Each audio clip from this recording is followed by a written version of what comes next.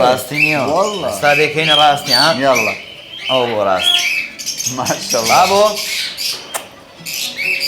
کۆترەکانم هەتا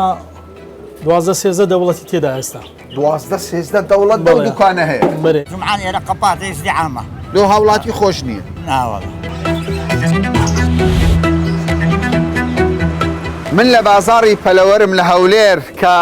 خەڵکی هەولێر بە مەیدانی بریشکان زیاتر دەیناسێنێ ئەم بازارە بازارێکی یەکجار فراوانە بازارێکی گەورەیە لە هەمان کاتیشدا کڕیارێکی زۆر دێ دەمەوێت بزانم ئەو بازارە 22 ساڵە بازاڕی پەلەوەرە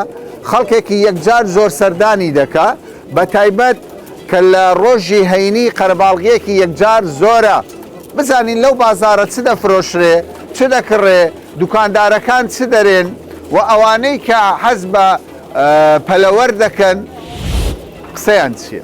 لەگەڵمان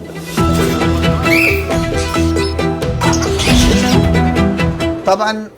بەڕێزان من لە هەموو ژیانم ئەو جۆرە کۆترەم نەبینی و یەکەم جارە ئەو جۆرە کۆترە ببینم ماشەڵڵا نزیکە لە مریشکی مەسلەحەی ئەوە شوێنێکە زۆر یعنی کۆتری زۆر جیاوازەیە ئەوە شوێنێکە لە بازاڕی پەلەوەری هەولێر کا قاسم خاوەنیەتی دەڵێن ئەو کا قاسمە زۆر جیاوازە شتەکانی خۆی جیاوازە کۆترەکانیشی جیاوازە هەر کەسێک ماوەڵە لەگەڵ کا قاسم بکە دەبێت شتێکی جیاواز بێنتە بازار ئەگەر نا ئەو لەسەر شتی بەسیت کۆتری بەسیت و ئەولا ئەوەی کە لە بازار زۆرە تەعاملی ناکە تا چەند ڕاستە قسە ڕاستە ئێستا لە هەولێرەیە من تاکە کەسم یعنی لە پەلەوەری زیینە ئیش دەکەم لە کۆتری جیاواز کۆترەکانم هەتا 12-13 دەوڵەتی تێدا ئێستا 12-13 دەوڵەت بەو دوکانە هەیە بەرێ یعنی هەر کۆترەکە و دەوڵەتەکە کۆترەکانی من جیاوازن من بەخۆم ئسترات دەکەم لە خەلیج زۆریان لە خەلیج چێوە دێ بۆ مال پێشتر ئەمە پێشترە زیاتر لە بڵغاریا ئیشمان دەکرد لەگە بڵغاریا کەسەشی عەرەب هەبوو لێرە خەرچی مووسڵێ بوو لەگەوی زیاتر ئیشمان دەکرد ئەو نەما ئێستا زیاتر تەیرەکان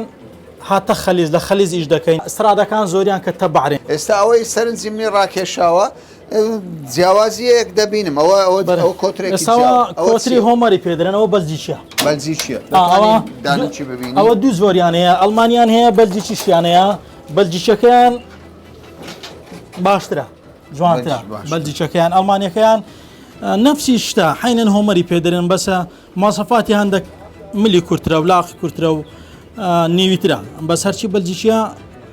ماسەفاتی بەرزترە و باشتر یعنی لۆ ڕەوازیمەش لۆ فرۆشتنیمەش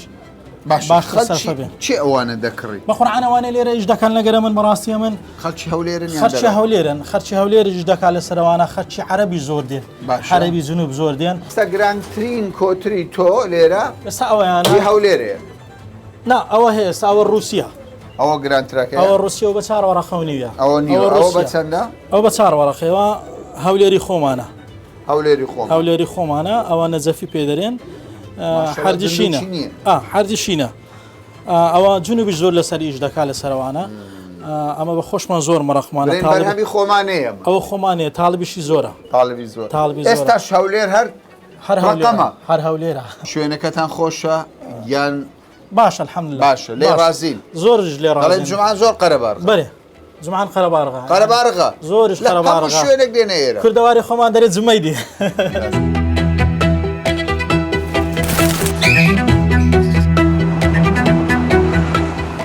وەکسان 22 ساڵە ئێوە لێرە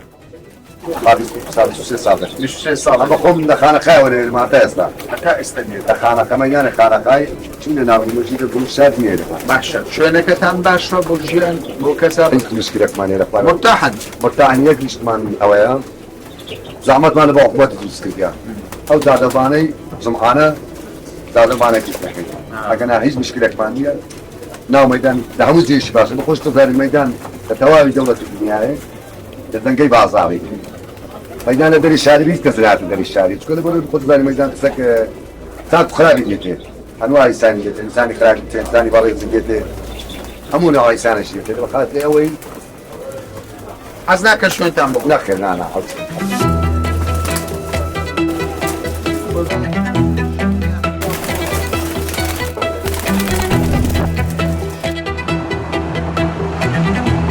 ئەوەی کوردستانە یان دەرەوەی ئەوە ئیسترادمان کردە تقریبان 5 ساڵ لە مەمام کامەرە 5 ساڵ بەڵێ 5 ساڵ تقریبان زیاتر لە 10 جاریش کڕین و فرۆشتنەوەم پێ کردیە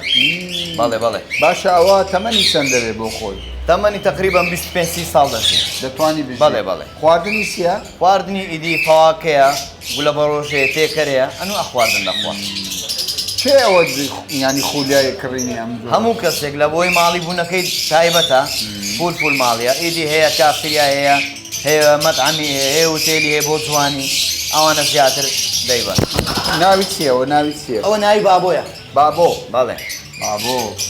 دەنگی نییە ئەوە تقریبان 14 کەلیمە قسەی دەکا باشە ناوی من دێنی ئارام بابۆ سەلام عەلەیکوم هەلەو ناوی سێچار عایلێت کێ دەرێ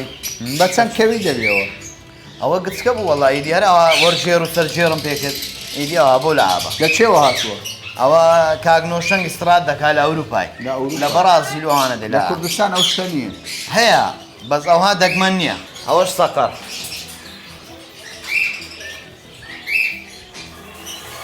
سەقەر بار ئافرین یاڵە سەقەر ئەوە لۆمام کامەرانی شتەشی دەگمەن و تایبەت سەقەر ذاب عزیزی کاکانم یاڵە سەقەر ماشەڵڵا ماشەڵڵا ماشەڵڵا ئەوەش نمونەیە ئەوانە دووشتن یعنی دەگمەنە لە ساستی عراق یعنی زۆرم پێخۆشەیەکە کەیبی ئەوانە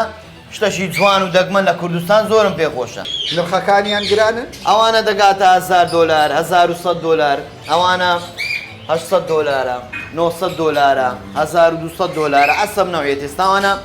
دەگاتە 2500 دلاری مەکاویەکەم دەگاتە 3000 دلاری ئەوانە شتەشی تایبەت باشە لەو بازارە ئێستا هەولێر پایتەختە بەڵێ بازارەکەتان بچووک دیارە بەڵێ پێش نیازت پێت ئێوە ئارامن مرتاحن لێرە بەخوای ئیدی ناوەڵا مرتاحنینە جێش پاپخایانمان دەنێ لۆمە خۆشترە دەگەی ئێروکانە ینی هەموو بابەتە شتێدایە بۆ نمونە مریشک و کۆتر و تێکەڵا نەخۆشیش داوانەیە بڵاو بکەوە ئارێ وەڵڵا ڤایرۆس زۆرە لەبۆی هەم زانە ئێمە چەند پاپخایەنە ئەگەر هەموو ڕۆژێ 2 جار نەیشۆی ڤایرۆس دێتە ناوی دەست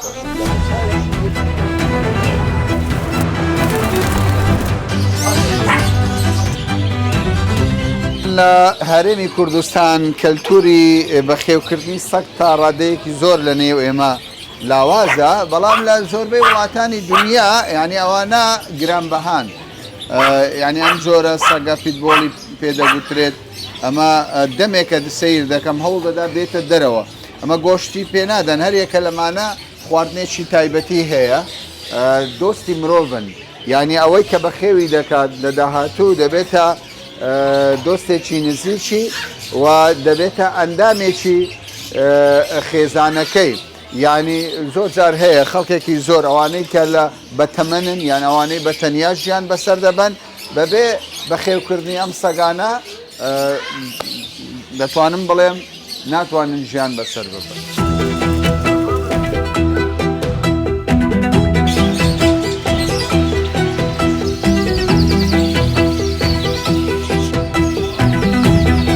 ئێمە ئێستا لە گرنگترین بازاری بولبولین یعنی ئەم جۆرە پەلەوەرەی ئێستا دەبین بە ڕێزانمەها ئەو ڕەشانە وەکو برادەران باسی لەوە دەکەن دەرێەوە پڕ بەهاترین گرانترین بلبلە کە ڕەوازێکی زۆری لەسەر هەیە دەنگێکی خۆشە بەڵام حتمەن ئەگەر زۆر ببینیەوە بێزارەوی بەڵام دوو دانەت هەوێت لە ماڵەوە خراپ نییە ئەوەی کە من دەمەوێت بپرسم پرسیاری گرنگی من ئەوەیە خەڵکێک دەتوانێت ژێوی ژیانی لەسەر بلبل پەیدا بکە دابین بکە یعنی دەتوانێت ماگانە داهاتە چی بەدەست بکەوێت بەرێ دەتوانێت بەرێ زۆر دەتوانێت ئەوانە بە خۆیانەوانە توێتین ئەوانە هی بەحرێنن توێتین ئەوانە هیتاژیان باشە بەس دەبی ئەمباریشیان لەدانێن بۆی حەزمەکەیان گەورەیە جارێ 5 فەرقە 6 فەرقی دەکاوانە زۆری خەڵک لۆوانە دێتن ئێستا بە تایبەتی کەناریە زۆر خەڵک کەناری دەبات جۆتە چی وەی بە چەندە ئەوانە تا 500 دلاری دەڕوا 1000 دلاری دەڕوا یەک بەخوای دوونێ تقریبان زۆر تەکەم بە 1000 ڕقە قسووری دایە یەک زۆر لەوانە لەوانە ئەو بابەتی زۆرە یعنی ئێستا ئەو دوو بلبلە نێر و مێنەوەوانە ئەوە هەتا 500 دلاری 450 دلاری دەڕوا باشە ئێستا ئەوە من بیکڕم بەرێ لە ماڵەوە بمێ بە خێوی بکەم بەرێ بە چەندی زاو زێ شتی وەڵا جاروێ بە مانگە چی بە 20 ڕۆژی دەکەوتە سیرکەی فەرقەکانی دەکا ئەوش مانگە دوو مانجی دەوێتن لە ساڵێکی چەند جار جاوزێت لە سارێکی زۆری دەکە بەردەوام دەکەنەوە ناگەر دەبیت جاوێ دەبی لێ چام پێ نێرومیان ئیسعاتیان بدێ تا دو سێ مانگی هەتا هەیەکەکەی پڕ دەکاتنەوە کاتی دادی بە خۆی ئینتاجشتی زۆرە لەو پێیران ئەمە خاڵشکە بە ئەسکەم کاکەمەرە لەو بابەتەی ئاخر تەفرێک کە دروست کرا ئێستا یعنی ئاخر خینکە دروست بووە پێی دەرێن کۆنتیتال تۆماس باشە لێرا کۆنتالمانێ بەس تۆماسمان نیە باش کۆنتال چانە ئەو بابەتە سپێنێرە کچی دەبتە قاوەی باشە ئەو گردنەی دەبتە بۆر کچی دەبتە قاوەی ئەجە لێرە تۆماس دروست کرا ئاخر تەفرێکە دروست بووە ئەو سەرشی کامل دەبتە ڕەش ساعی ئێستا لە 2500 دلار بەڕاستی جۆتی لە 25 ڕقەی معاملەتی وەرە ئەوە بەرهەمی خۆمانەوەی ئێرە یان لە دەرەوە دێت باسی کوێتان کرێت کوێتی و بەعرینەوەوانەوە بەخۆی لە کوێتی و بەعرێن زۆرە و تێرانە بەس ئەلێرانە ئێستا پێی دەرێ دەرێ 25 زۆرەقلەوانەیە کابرا هەرێتن لە ساعەکەی بەس ئەوەی بزانانی و تێرە چیا دێ دەکڕیتن بەپایدونێ ساعات پاش مەغری بێ دوکانی پێکردنەوە زۆتەکەونەوەی کاتیدایەت بەعسەکانراکردن بەخۆم لە مارەیەکم بە خوێکەرەی چاکشم کاتیدایەت بە خوێکەرەی چاکە لە سەخیدانە بابەتن لە سەخی دروست دەبێت لە سەخی ئەتو بەس پێم بڵێ ئێستا ژن و مێردە 1000 دۆلاریان هەیە هەر بیر دەکەنەوە دەڵێن دەمانەوە ڕسقەک پەیدا بکەین دەکرێ ئەوە ببتە سەرچاوی داهاتیان بۆیان چار جۆتی لەو بابەتەی بکڕی باشە چار جۆ نەک بابەتە 500 دلاریەکان بابەتە 250 دلاریەکان ئینتاس دەکا ئەگەر لە مانگە چ کاکان بەران هەشت فەرخی دەکەنی فەرخی جۆ 150,000 بە ساعت دەکا لە بابەتە 150 دلاریەکەی ئەگەر بێت لە بابەتە 5 وەرەقەی 6 وەرەقەی وانە پیش لێتەوە فەرخی 300 دلار گرت دەوێت جاروەیە خینە زیاتە لێک بدا شتێکی لە خۆیان باشتر ندا باشترەکە ئەتمە لە خۆیان زیاتر دەکات بابەتی خینی کەوای ئێستا بووتە بازارێکی گەورەیە بازارێکی گەورەی لەسەر تێرانە زۆری تێرەکانی چێ کڕیان چێ کڕیان هەموو بابەتێک دێتن لە بەغدادێ لە بەغدادێ بەخوای زۆری لە بەغدادێ لە نەجەف دێتن لە تکریتی ژێستا دێتن هەرێمی کوردستان هەولێر بە قووەتە لە بازاری پەلەوە قووەتە لە سەوت تێرانە تێری ئەوروپی ها لەسەر ئاستی عێراق چێ یەکەمە هەولێر یەکەمە کاکە بازاری پەلەوەری هەولێر بەخۆی ئەوانە قسەر ئەوانە دەبی جاروێی گەورەبی و کاکی داری زانی دەبی ئەمباری لۆدانێت دەیرەکان نابی زۆری لا بکەیت چکەوانە دەبی قەفەزێکی چکەبی ناو شەبەکەی گەورە یعنی خیبرەی دەوێت ئەدیکووە تەجروبەی دەوێت لە سامو شتەکان دەبی بزانی کو بەکەی ئاو شێوەی کۆتریان ئاسانترە ئاسانتریان زەحمەت ئەوە خۆشترە زۆر لە کۆتریان باێترا ئێستا ئەمە ڕاستە ئەوانە بە خۆمان لە کوێت و بەسڕا و بەغدا ئۆجاڵەتی کاس دێتن بەڵام ئەمەش کەناریمان هەیە لێخوانە باشە ئەمە لە بێن دەرێ کەناری دەبێت کەناری لەوێ نیە ئەو بابەتە جوانە کەناریان ئالو گۆڕە بەردەوام هەموو تێرە بابەتانەیە ئەوەیە هەموو بابەتەکمانێ ما تێرەکانی مە زۆری ئەوروپیە ئەو کاکی دایکی ئێرانی ئەوەیە بە زەمە کتابمانەیە تێرەکان دێنین و زارێ بە بالێت دێتن هەموو شتەکان بە ڕسمی دێنین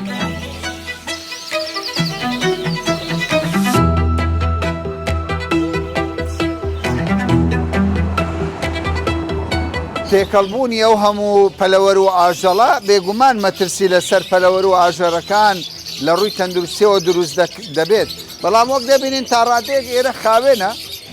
پاک و خاوێنی دوکاندارەکان ڕەچاوی دەکەن بەڵام لە ڕۆژی هەینێ پێم وانییە کۆنتترۆلی خاوێنی ئەو ناوچەیە بکرد.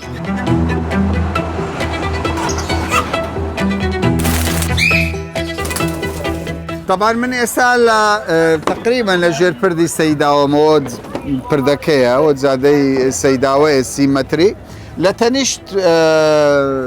بازاری پەلەوەر کاسبکارێکی زۆر دەبیندرێ ئەنوە خۆراک و بەرهەم لێرە دەفرۆشرێ خەڵکێکی زۆر سەردانی ئەم شوێنە بکە بەڵام وەک دەبینن بەڕاستی پێویستی بە خزمەت گوزاری زیاترە بە تایبەت لە ڕووی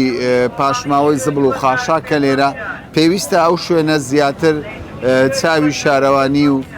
برادەرانی ژینگە پارێزی لەسەر بێت.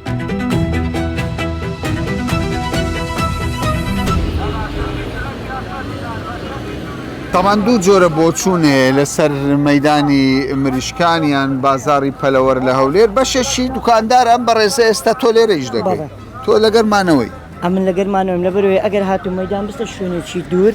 لەوانەیە خەڵکەکە پێی نەکرێ بچی ئێستا یەک بەقۆ خەڵکەیە لەوانەیە مریشکەچ پێبی یان دوو مریش پێبی لەوانەیە بای 18,000 بی یان بای 15,000 بی ئەگەر هاتو بستە ڕێگەکی دوور لەوانەیە بەس تەکسەکەی بگری بای 10,000 یان چێنۆ دەبنێتەوە 8,000 یانی لەو خێرەی دانیە بەڵام لۆ مەسەلەی پەلەوەری بە جومعانە ڕۆژەکان کەکە و سایدە دەگیرێ و قەڵەباڕغا ڕۆژەکانکە نییە چۆلا ئەزەکەی 4 سایت بێرەدا باش وەکو بینیتە نای بەڕێزت بەختیار. کاک بەختیار و هاوڵانی کاک بەختیار هەمووانە لێرە کەسابەتی دەکەن بەڵێ کاکە جێیەکەمان نیعمەتە بەخوای نانی خۆمانی لێ پەیدا دەکەین بەڵام بەشێکی شاوڵاتیە لە دەرەوە دێ لە گوند هەست دەکات شوێنێک ببینێ قەلەباڵغی تێدا نەوی با ئیسراعەتی خۆی کۆترێک بکڕێ مریشکێک بکڕێ وانە دەڵێ دەکرێت چاوی پێدا بخشێندرێتەوە ئەمە بەسمانەوە ڕایە جیاوازەکان بخەینە ڕوو دەکرێت ئێرە فراوان بکرێ باشترەوە نییە ئاخەم بەگەر مەسلەی پەلەوەرە تەنها جومعانە ئیشەکان فراوان بکرێرە باشتر نییە بازارەکە فراوان بکرێت جوانکاری بۆ بکرێت بەڕێوەرا باشترە بەڵام چ بکەین ئەوایە ئارەوەڵە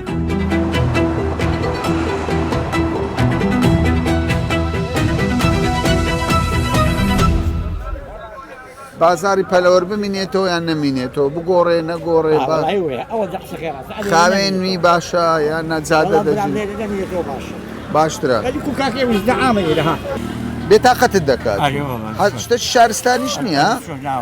ئەتو بەخۆ لە دەرێبی لە چێن دەرێ بۆن بەس ئەوان دەترسێن دەرێن بازارمان نامێنێ وڵی وە دێن دێنێ خەڵک بە ئاسانی دێتە ئێرە و دێتە کنەمە و ئێستا دوور بکەوی جمعان وەرە ئێرانە وەڵڵە ڕێنی بێداری وێیان نەکاکە چ دەرێت چ دەرێت وایە بەس چیا برێن هەموو فەقیرەك لێرە نانەکەی دەخۆ نانەکەی دەخۆ ئەمن ڕۆژ جمعەکان بازارم خۆشە لێرە بازار جممەی دێ ئاو بیرسی چێ دێتن خەڵکی بێگانە دێت ئێرە ئەدی ئەم ناگەر بە ڕۆژەکی جمعی ئاو بیپسی و پاکەتی بفرۆشم بە حەفتەکی هەندەی ناپۆشە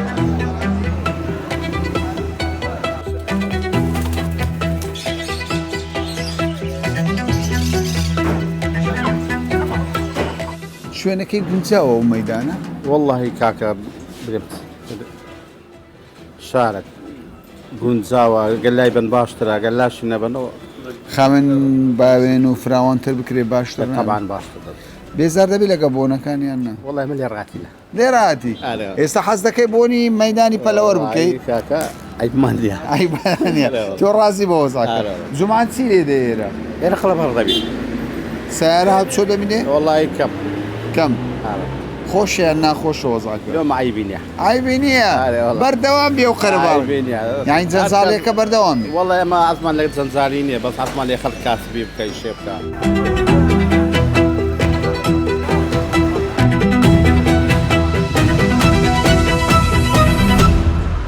بەڕێزانم ئەوەی دەبینین ئەمە شەقامی سیمەتری هەولێرە سەرپردی سەیداوە بەڕێزی لێرکوانە ئەمە شەقامەکی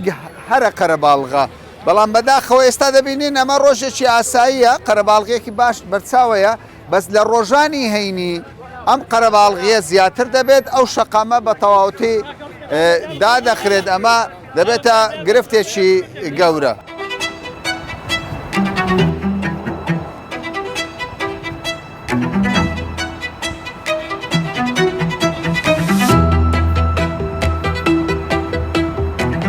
ئێستا دەستمەلای سەرۆکی شارەوانی کاکارزان هەرچەندە دەزانم لە کاتی ئیشیشە میوانیشی هەیە بەڵام دەمەوێت گفتوگۆی لەگەر بکەم لەسەرەوە بابەت.